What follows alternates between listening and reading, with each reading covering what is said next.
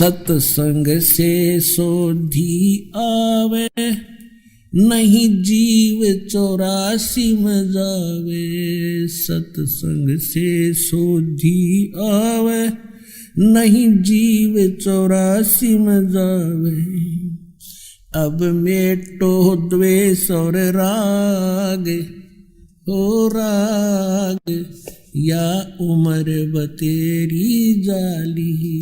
अब मेटो द्वेष और राग, हो राग या उम्र बतेरी जाली। आर्य समाज और महर्षि सिद्धानंद तो कुछ भी मानते रहो, पर वेदों का नाम लेकर भी क्यों झूठ बोलते हो तुम? सत्यार्थ प्रकाश झूठार्थ प्रकाश है।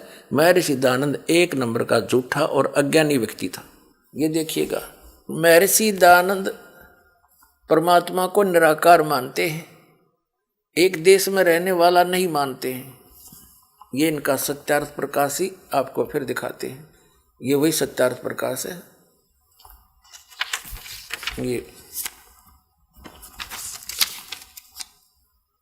ये वही है।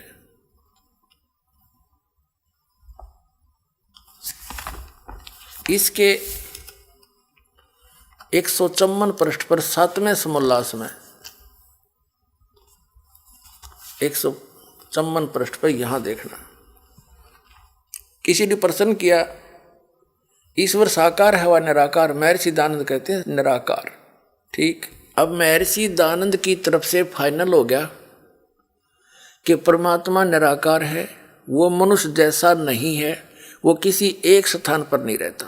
और सत्यार्थ प्रकाश इसका सत्यानाश प्रकाश है। और एक हर्ष की बात है, खुशी की बात है कि महर्षि सिद्धानंद जी वेदों को सत्य मानते हैं और कहते हैं, लिखा है उन्होंने कि वेद में जो लिखा हमें स्वीकार्य है और वेद के विरुद्ध हम किसी की बात को नहीं मानेंगे। अब आपको फिर दिखाते हैं वेदों में परमात्मा कैसा है, देखिएगा। अब सत्यार्थ प्रकाश रख दिया, ऋग्वेद हमने फिर ले लिया। ये है ऋग्वेद, प्रकाशक हैं सार्वदेशी कार्य प्रतिनिधि सभा, महर्षि सिद्धानंद भवन, रामलीला मैदान, नई दिल्ली से। ये अनुवादक हैं आर्य भाषा भाष्य। मुद्रक के prince offset printers 1510 Pataudi house, Triyaganj, नई दिल्ली से। ये तो हम पहले पढ़ चुके हैं। ऋग्वेद मंडल नंबर 9 82 के 1 में स्पष्ट हो चुका है कि सर्वोत्पादक प्रभु, प्रकाश स्वरूप, सद्गुणों की वृष्टि करने वाला, पापों के हरण करने वाला, व राजा के समान है।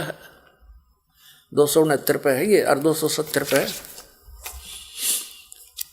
राजा के समान दर्शन यह है, देखने में राजा के समान मनुष्य दृश्य है, और वह पृथ्वी आदि लोक लोकांतरों के चारों ओर शब्दमान हो रहा है। वह वर्णीय पुरुष को जो दृढ़ भक्त है उसको पवित्र करता हुआ प्राप्त होता है, जिस प्रकार विद्युत सने वाले स्थानों को आधार बनाकर प्राप्त होता है। ठीक है, और वो उद्देश्य क्या लेकर आता है? ये ऋग्वेद मंडल नंबर 9 सूक्त 82 का मंत्र 2। हे परमात्मा, उपदेश करने की इच्छा से यानी सच्चा ज्ञान देने के उद्देश्य से आप महापुरुषों को प्राप्त होते हो, और आप अत्यंत गतिशील पदार्थ के समान हमारे अध्यात्म यज्ञ को प्राप्त होते हो। आप कबीर देव हैं, कबीर साहब हैं, कबीर अल्लाह हैं, शुद्ध स्वरूप हैं। हमारे पापों को दूर करके हे सोम आप हमको सुख दें।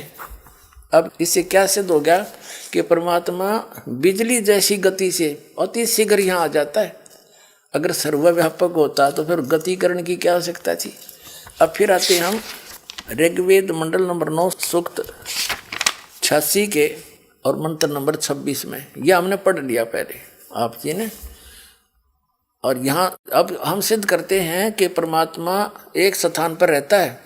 ऋग्वेद मंडल नंबर 9 सूक्त 86 का मंत्र 27, जो परमात्मा ध्युलोक के तीसरे पृष्ठ पर विराजमान है वहाँ रहता है, यानी तीसरे पृष्ठ पर सतलोक के जो तीसरा पोर्शन है सबसे ऊपर वहाँ रहता है। और एक और दिखाते हैं इसी ऋग्वेद के कति कंसेप्ट क्लियर हो जाएगा आपका।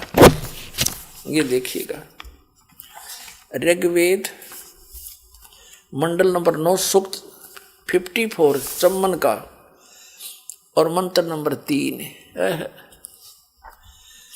ये क्या लिखा है कि सूर्य के समान जगत प्रेरक यह परमात्मा सोम स्वभाव वाला और जगत प्रकाशक है और सब लोकों को पवित्र करता हुआ भुवनोपरि तिष्ठति संपूर्ण ब्रह्मांडों के ऊर्ध्व माने ऊपर भाग में वर्तमान है। इन्होंने वर्तमान लिख दिया, वहां लिखना था विराजमान है, वहां बैठा है। तिष्ठति माने बैठा है। भुवनों ऊपरी, भवनों के सबसे ऊपर, ऊर्ध्व माने ऊपर के भाग में विराजमान है, बैठा है, तिष्ठति। ठीक है, वहां बैठा है, सभी लोकों के ऊपरले हिस्से में बैठा है।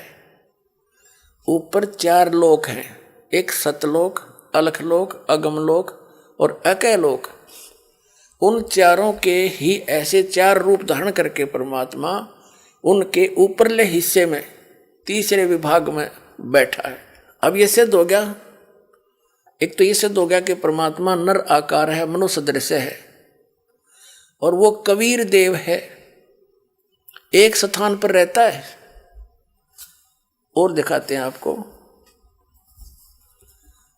इसी ऋग्वेद मंडल नंबर 9 सूक्त नंबर 96 के मंत्र नंबर 16 से लेकर 20 तक एक विशेष निर्णायक ज्ञान है। उसमें क्या लिखा है, आप ही प्रश्न किया है, उसमें प्रश्न किया है। देखिएगा, ऋग्वेद मंडल नंबर 9 सूक्त 96 है, 96 16। ए परमात्मन सर्वोपरि रहस्य श्रेष्ठ नाम, ये नाम है संस्कृत में। गुह्यम चारु नाम, चारु माने श्रेष्ठ कर दिया, गुह्यम माने सर्वोपरि यानी रहस्य गुप्त। नाम माने नाम लिखना था, जो तुम्हारा नाम है आप उसका ज्ञान कराएं। आपका जो वास्तविक ज्ञान है, गुप्त से गुप्त जो नाम है, आप उसका ज्ञान कराएं। अब वो बताइए कौन सा नाम है आपका। अब ऋग्वेद मंडल नंबर 9 सूक्त नंबर 96 के मंत्र 17 में वो समस्या हल करी है, भगवान ने नाम बताया, उसका क्या नाम है। देखिएगा, वेद ज्ञान दाता बता रहा है। अब ऋग्वेद मंडल 9 और सूक्त 96 है, 96 और इसका मंत्र 16 हमने पढ़ लिया। आपका नाम बताएं, आपका जो श्रेष्ठ नाम है, यो नाम को नाम में लिखना था, उसका ज्ञान कराएं। यहां देखिए, अब ये 17 नंबर मंत्र है। इसमें शिशुम जगानम हरंती मदंती सुबंती वहीन मरुतो गणेन कबीर गिरभी काव्यन्या कवि संत सोम पवित्र तीरेभन। इसमें ये शिशु शब्द आ गया।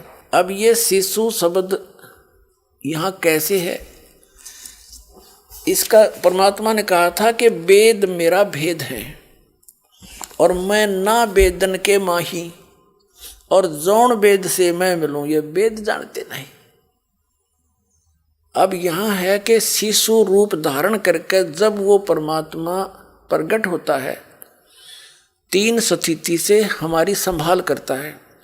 एक स्थिति में परमात्मा ध्रुवलोक के तीसरे पृष्ठ पर एक राजा के समान सिंहासन के ऊपर विराजमान है। उसके शरीर से करोड़ सूर्य मिला दे, करोड़ चंद्रमा एक रोमकूप में, इतना प्रकाश है।